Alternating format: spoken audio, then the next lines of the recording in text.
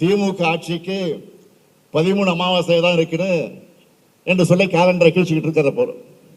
அதான் இன்றைக்கு அவருடைய வேலை. இப்போ அவர் இருட்டில் உட்கார்ந்து அமாவாசை எண்ணிக்கிட்டு இருக்காரு. இருக்கட்டும், பரவாயில்ல. நாம் மக்களுக்கான நன்மைகளை எண்ணி திட்டங்களை செயல்படுத்துவோம். மக்களோட மகிழ்ச்சியை மட்டும் எண்ணி பார்ப்போம்.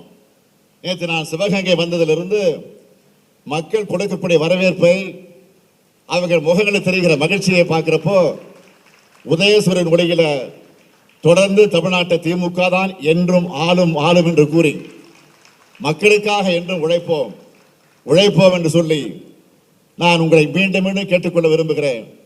உங்களுக்காக, உங்களுடைய பிரச்சனைகளுக்காக, உங்களுடைய நன்மைகளுக்காக வீட்டிற்கு ஒவ்வொரு வீட்டிற்கும் திராவிட முன்னேற்ற கழகத்தின் அரசுடைய சாதனை சென்று கொண்டிருக்கிறது. ஆக அது தொடரும் என்பதை மீண்டும் மீண்டும் எடுத்து சொல்லி, திராவிட முன்னேற்ற கழகத்தை பொறுத்தவரையில் என்றைக்கு மக்களோடு இருந்து பணியாற்றக்கூடிய ஒன்றுதான் என்பதை மீண்டும் உங்களுக்கு நினைவுபடுத்தி, மக்களுக்காக என்றும் உழைப்போம் என்று சொல்லி விடைபெறுகிறேன். நன்றி, வணக்கம்.